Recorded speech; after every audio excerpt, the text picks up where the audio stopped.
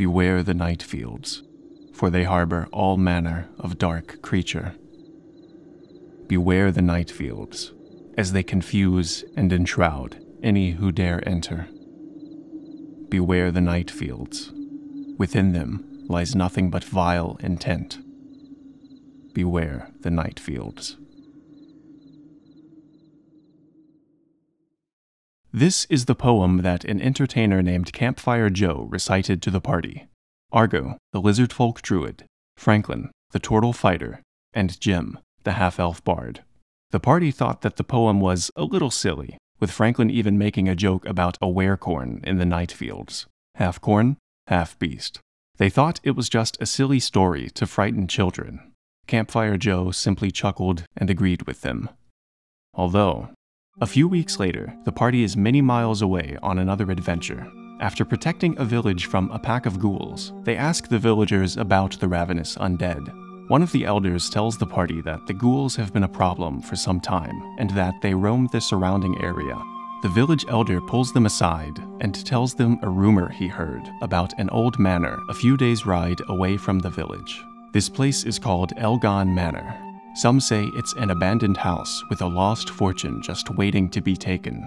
Others say that there's foul magic there, and that the place is the source of the ghoul outbreak. Naturally, the party decides to head that way to see what all the fuss is about. Over the next few days, the party makes their way to this rumored place of treasure and dark magic. Eventually, they see the road fork off to the side. They follow this new road through the forest until they finally come upon it. A manor sitting atop a hill with a dead tree and a field beside it.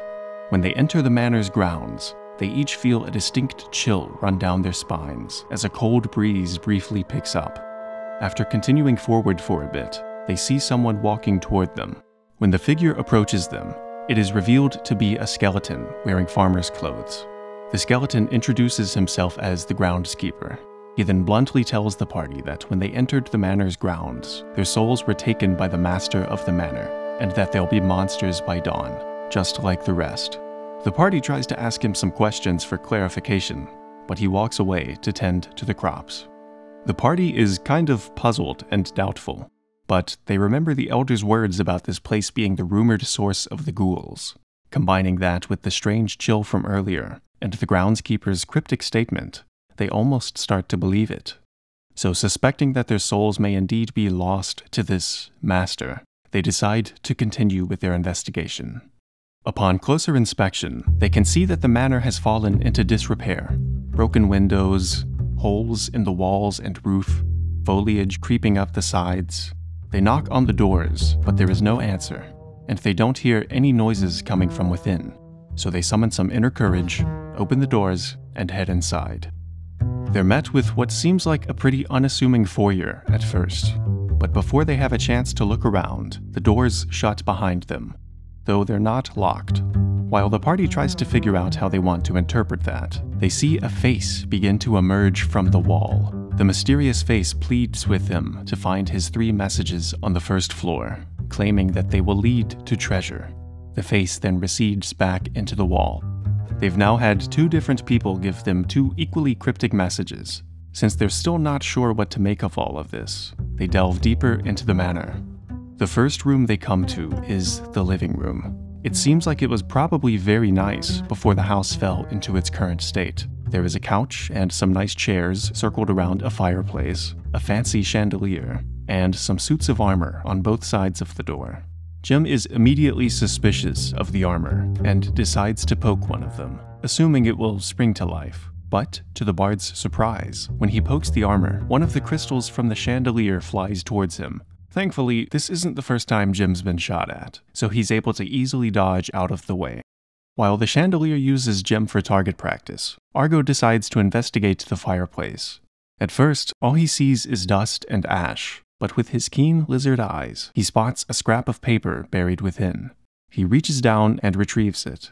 It looks like a torn-out page from a journal. In the entry, a man laments the death of his wife and children, taken by a fever. He began to journal his thoughts in hopes of easing his grief. As Argo attempts to decipher any further meaning from the page, Franklin hears faint whispers coming from one of the doors. He approaches but even after putting his ear to the door, the whispers are still too faint to make out what they're saying. He silently motions to Jim and Argo to get ready, and shortly after, he opens the door. Immediately, the party is met with the sound of a plate rattling as if it had been dropped on a table. But as they look into what appears to be a dining room, they see no signs of any recently dropped plates, or people for that matter. Curiously, they get the sense that no one has been in this room for quite some time. Everything is covered in dust and cobwebs, and nothing seems to have been recently moved. Acting on a hunch, Argo drops down to look under the table for any clues, and on the underside of the table, he finds a message carved into it. Salt the field to summon the beast. They gather that the field in the message refers to the cornfield outside, but they're not too sure about the beast, or why they would want to summon one. As the party continues their search, Jim finds another journal page in the fireplace. We'll get to its contents later on. They try to open the second door, which they assume leads to the kitchen, but it's locked. Instead of trying to force their way inside, they decide to backtrack and check the other rooms first. Cutting across the living room, they head for one of the doors on the other side. After readying themselves, they open it, revealing some kind of entertainment room. There is a couch and some chairs circled around a fireplace, a short bookshelf in front of them, and an old dusty piano whose keys look like they haven't been played in decades. Before they really get a chance to look around, the door slams shut behind them. That was odd, but not completely unexpected. What does surprise them, however, is that when they turn back around, they see a spectral figure standing before them, very short and covered by a tablecloth or a bedsheet with eye holes cut out. The party freezes for a moment, not really sure what to say or do. Franklin asks the spectral figure what its name is. The figure responds with the voice of a child, saying that he can't remember his name. Argo asks what he's doing here, but the boy says that he doesn't really know. He asks the party if they want to play, and while this seems like some kind of trap, the party decides to indulge the ghostly child. Franklin plays hide and seek with him, pretending like he doesn't see the obvious hiding spots. Argo plays a few games of checkers, letting the boy win once or twice. And Jim sits down at the piano to play some fun tunes. The ghostly boy is absolutely delighted and thanks them for playing with him. He then says that he's tired and has to go now. The boy says goodbye. The party says goodbye, and the boy fades away. And in his place, carved into the floor, another message appears. Slay the beast to claim the key. They now have 2 of the 3 messages. Argo checks the fireplace and finds another page of the journal, and the party heads into the neighboring room, which appears to be the den. They see the usual couch, chairs, fireplace, but on the back and side walls are 4 taxidermy heads, each one a different animal. While Franklin and Argo begin exploring, Jim gets an odd feeling and hears someone talking to him, one of the heads. The antelope tells Jim that the heads know many secrets of the manor, and that if Jim thumps one of his fellow adventurers, it will tell Jim those secrets. Jim is a little skeptical, but he figures it's worth the risk, so he thumps Argo on the back of the head. Argo turns around and asks what that was for, and Jim tells him that the head told him to do it. The antelope head, still only heard by Jim, laughs and thanks him for the entertainment. It then tells him that the master of the manor tried to discard his journal into one of the fireplaces, but the journal's pages were each somehow scattered to all the other fireplaces around the manor. Jim relays this info to his compatriots, and sure enough, Argo finds another journal page in the fireplace. Another head then begins talking to Jim. This one asks him to insult one of his companions in exchange for a secret.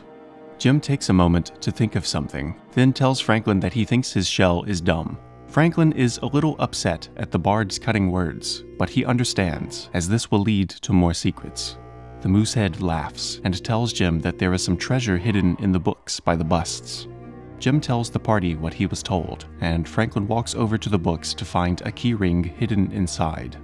A third head begins speaking to Jim. This one asks him to steal something from one of his friends without getting caught. Jim, being quite proficient with his sleight of hand, nimbly reaches into one of Argo's pockets and takes some copper. The deer head heartily laughs and tells Jim that there is a prize sewn into the bottom of the curtains.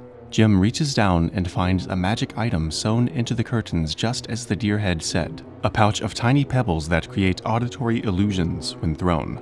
The fourth and final head then quietly whispers to Jim, "Attack one of your friends, hurt him, and we'll share our last secret."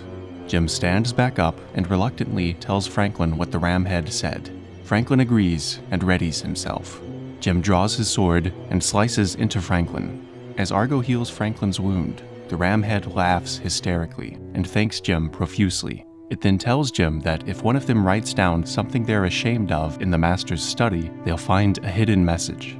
Having thoroughly exhausted their patience for this room, the party exits and heads for one of the doors they haven't yet opened. This one appears to be the study that the ram head referred to. It is a smaller and simpler room with blank parchment scattered everywhere. Remembering what the ram said, Jim takes a piece of parchment and begins to write down the thing he is most ashamed of. Jim was once a document forger for a criminal organization in his home city. He was asked to falsify some trade records, which, unknown to him at the time, would lead to a merchant becoming financially ruined and taking his own life, leaving his infant daughter orphaned. Jim regretfully pens this into the parchment, and after a brief moment, the letters and words begin to rearrange themselves into a new sentence. The final message. Unlock the cellar with the key. Having found all three messages, the party arranges them into what seems like the correct order. Salt the field to summon the beast. Slay the beast to claim the key. Unlock the cellar with the key. With their goal now clear to them, the party heads towards the kitchen to look for salt. They pass through the dining room and unlock the door using one of the keys they found in the den. It seems like an ordinary kitchen. Various forms of utensils and cookware decorate the room, and there is a closet door off to the side where they assume the spices might be stored. But as they make their way towards the closet, they begin to hear things starting to clink and clatter. The entire room shakes as a tornado of dishes, utensils, and a number of other kitchen appliances begin to fly around the room. The party does their best to avoid the swarm of seemingly angry cookware, but each of them are sliced, clobbered, and battered before they can take cover in the storage closet. Once inside, they take a moment to catch their breath before spotting a crate containing several bags of salt. They each take a few bags and prepare for the second round of the kitchen's wrath. Argo cracks the door ever so slightly to peek out. Things seem to have calmed down for the moment. They take advantage of this brief pause and dash out of the closet before the kitchen appliances have time to get going again. After exiting the kitchen, the party makes their way outside the manor and begins to pour salt all over the field. It takes a little while, but once they're done, they regroup by the dead tree in the center of the field to await the alleged beast. Several minutes go by, and they start to get worried that maybe they did something wrong. As they prepare to head back inside to look for any more clues, they hear footsteps approaching them. The party readies themselves for the potential danger, only to see the skeletal groundskeeper walking towards them. The groundskeeper tells them that he really wishes they hadn't salted the field, and that they've now forced his hand. Before the party has a chance to comprehend what he means by that, the groundskeeper begins to shift. His skeletal form bulks and grows. The white color of his bones fades to yellow. A leafy husk begins to envelop his waist. His arms twist and contort into these thick, gnarled tree trunks with pointed claws. His legs split into 4 thorny, tentacle-like vines, and his torso swells into a massive corncob-like structure with a large, toothy smile. Standing before the party is the werecorn. Immediately, it swings one of its massive arms at Jim, narrowly missing him as he dodges out of the way. Franklin charges in from the side to flank the beast and start chopping at it with his glaive. Jim falls back to gain some distance, while he and Argo sling spells at it. The werecorn tries to bite down on Franklin, but his shell is too tough and protects him from the rows of razor-sharp teeth. Argo casts the Moonbeam spell to sear the beast and try to force it to shift back into its original form, but it resists the effects of the spell and lets out a primal roar, summoning a bunch of smaller corn creatures from within the field. With Jim and Argo having to fight off the group of corn creatures, Franklin is left to face the werecorn alone. So to even the odds, Jim casts the polymorph spell on Franklin, turning him into a giant ape. The werecorn and ape Franklin trade blows. Franklin bashes and punches the beast, while the werecorn viciously bites into the ape and cuts into him with its thorny vines. As Jim and Argo battle corn monsters, the werecorn lets out another primal roar, summoning even more. Sensing that this is probably going to get worse the longer it goes on, Jim carefully aims between the monsters and launches a fireball just behind the werecorn. The explosion knocks the beast off balance, and Franklin takes advantage of the moment. He winds up a punch and slams his giant ape fist into the vile beast. The werecorn impacts with a heavy crash, lifeless. After a moment, it and the rest of the smaller corn monsters all melt into a bunch of brown puddles, leaving behind a key where the werecorn once was. The party grabs the key out of the, goo and takes a moment to catch their breath and recuperate. After healing up from the battle, they head back inside to look for the cellar. They check each of the doors that they haven't opened yet until they find the correct one that matches the werecorn's key. The door opens, revealing a set of stairs that descend down into darkness. The party heads down and discovers a small room with a set of heavy iron doors on the other side. Each door has a symbol carved into it where it looks like an object would fit. They also notice another message written on the ground: "Keys on second floor." The party isn't very excited to look for more keys, but nevertheless, they head back up to find the stairs leading to the second floor. They unlock the stairway using one of the other keys they found in the den and slowly creep up, keeping an eye out for any traps. When they get to the top landing, they find a T-shaped hallway. Aside from the suit of armor, nothing in particular stands out. Remembering what happened the last time they touched armor, they decide to keep their hands off of this one. As Franklin passes through its line of sight, however, a flash of light streaks towards him and nearly strikes him. Franklin sighs and tells Jim and Argo that he's going to go get some tools from their wagon. They aren't quite sure what he means by that, but the two of them press on. They open one of the doors on their left, revealing a bedroom. Argo notices another fireplace, so he goes to search it for a journal page while Jim checks the closet. Strangely, Jim finds a potion of necrotic resistance inside, as Argo pulls yet another page from a fireplace. When they meet back up in the center, they see the walls begin to close in around them. They look towards the exit and see that the door is gone. Thinking very quickly on his feet, Jim casts the Dimension Door spell, teleporting both of them out into the hallway just as Franklin returns. Jim tells Franklin about the shrinking room, and Franklin responds that he hates this house, before revealing the battering ram that he returned with. Completely fed up with the antics of this house, Franklin begins to break open every door they come across as they search for the two keys. They check a bedroom, a bathroom, and a storage closet to no avail, though they do find a journal page in the bedroom. Next, they searched some kind of office. As Argo is going through the desk, he notices a switch on the underhand side and flips it, causing one of the bookshelves to slide open, revealing a hidden closet. There is a chest inside, and after opening the chest, they discover one of the keys to the cellar door. Jim pulls a journal page from the fireplace, and they continue on their way. They pass through a library, being pummeled by a swarm of floating books, similar to the kitchen, though this time the only cuts they have to worry about are paper cuts. The next room they come to is a smaller bedroom. They see an old doll on the bed, holding what appears to be the second key. Naturally, they're immediately suspicious of this. Franklin cautiously walks over to grab the key, but as soon as he touches it, all three of them have their heads mysteriously turned to meet the doll's gaze.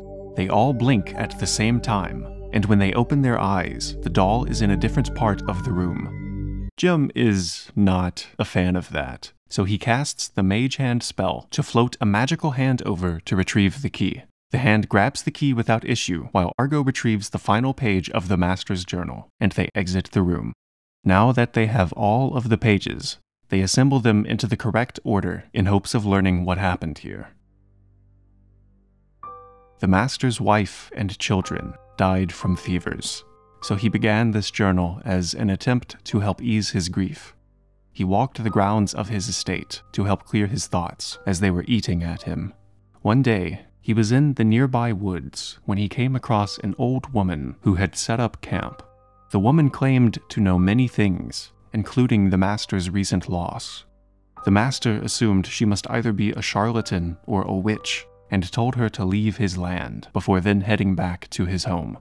His thoughts and agony continued to gnaw at him the rest of the night, so he returned to her the next day. The woman told him that there is a way to bring his family back, but it would not be easy. Despite the ritual she spoke of sounding like foul and dark magic, he agreed. He was tired of suffering. The woman told him that in order to pluck his family's souls from the afterlife, they would need 3 recently deceased bodies: a woman, a boy, and a girl. For the next few weeks, the master searched tirelessly around the neighboring towns and villages, looking for any recently deceased women and children, but to no avail. He offered the woman ample amounts of gold in order to find another way, but she refused, saying that this is not a price that can be paid with gold or treasure. In his desperation, and with the old woman growing impatient, they devised a new plan. If they couldn't find any matching bodies, then whatever they could find would have to suffice. Under disguise, the master went from village to village, spreading a false rumor about unclaimed treasure in his abandoned manor. Meanwhile, the old woman constructed a kind of totem, the supposed treasure that when touched would instantly rip the soul from someone and leave behind a lifeless corpse. The pair laid their trap and waited, and within a week, it worked. A thief snuck in and found the totem in the cellar, but when he touched it, there was a deafening sound, like thunder, and the thief screamed in agony while trying to escape. The master found his corpse near the entrance of the manor. The woman had lied. This was not instant death. Nevertheless, they attempted to implant his son's soul into the thief's body. The body writhed and shook, but it rejected his son's soul. The ritual failed.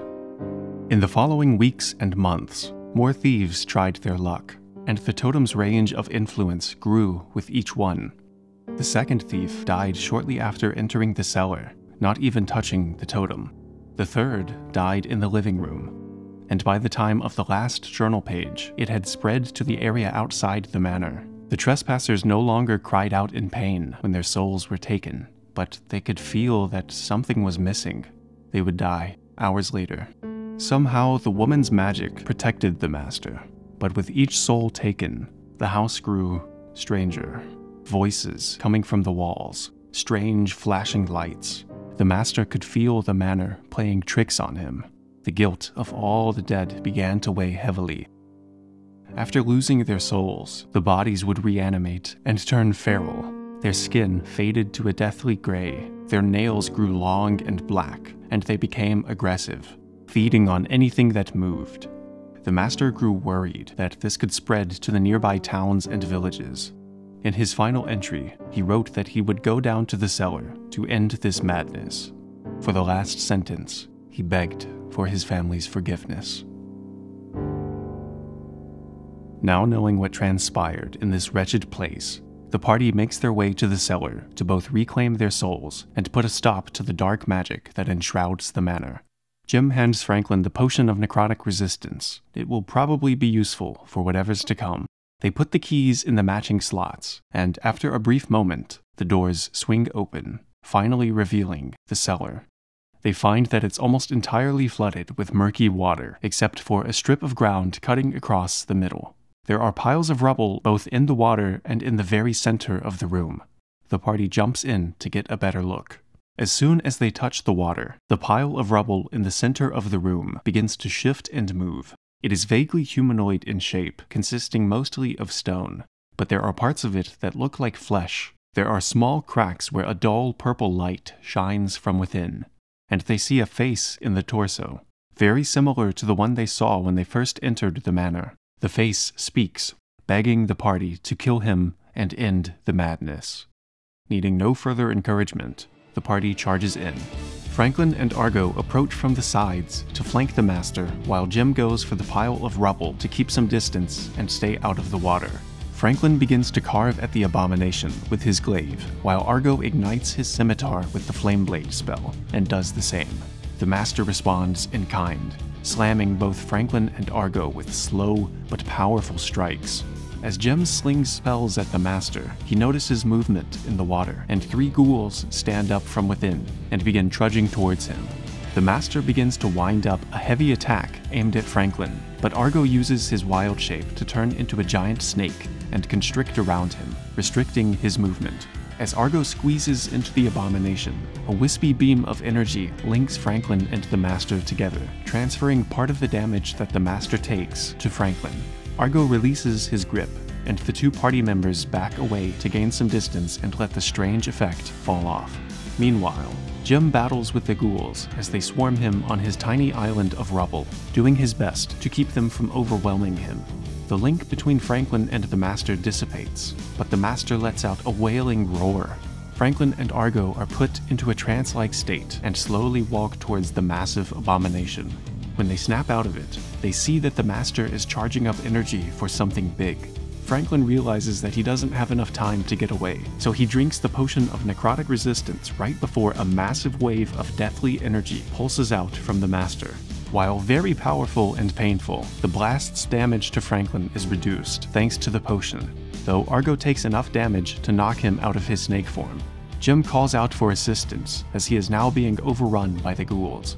Franklin runs his hand along his magic scarf, charging up static electricity before slinging 3 lightning shuriken at the ghouls. When the shuriken strike each of the ghouls, a bolt of lightning chains to all 3 of them, killing the ravenous beasts. The Master takes aim at a now vulnerable Argo and slams into him, sending him flying towards the wall, unconscious. Franklin retaliates by charging in to distract the abomination, while Jim casts the healing word spell on the defenseless druid, bringing him back to consciousness. With the ghouls dealt with, and all party members accounted for, the trio of adventurers make their final stand. The Master swings at Franklin, but the fighter ducks under the massive arm and carves into his leg, causing him to drop to one knee. Argo casts the Ice Knife spell and flings a shard of ice at the Master's other leg, as Jim takes aim with his crossbow and fires at the face of the vile abomination. The bolt cuts through the air straight towards the exposed flesh and impacts with a direct hit. The Master falls back, lifeless. The party has only a brief moment before the ground beneath them begins to rumble. An agonizing death rattle emits from the Master's corpse. Cracks begin to form all over as light bursts from within before a massive beam of energy shoots straight up into the ceiling. The party each feel a warmth rush into their bodies as their souls are returned to them, but the rumbling doesn't stop. They can feel the house above them shaking and falling apart. Jim spots a small chest in a wall alcove, grabs it, and the party dashes towards the exit. The manor is collapsing around them. They run towards the front door as fast as they can, narrowly avoiding falling beams and rubble. A heavy piece of debris crashes in front of them, but Franklin is able to shove it out of the way. They can see the exit just ahead of them, but the debris is coming down too quickly. They're not going to make it in time. Argo casts the Spike Growth spell around the threshold, causing thick vines to sprout from the ground and support the weight of the falling manor just long enough for them to escape outside. The building collapses behind them in a massive plume of dust. The party finally has a chance to catch their breath. Though the trio is aching and wounded, they take a moment to reflect on their victory. They now have their souls back, and no more pain and suffering can come from Elgon Manor. They dust themselves off and take a look inside the chest Jim snagged on the way out. It contains a hefty sum of gold and a very rare chunk of meteorite. With the threat of the night finally dealt with, the party searches, far away from these wicked grounds, for a place to get a good night's rest. The next day, they're off to more adventure.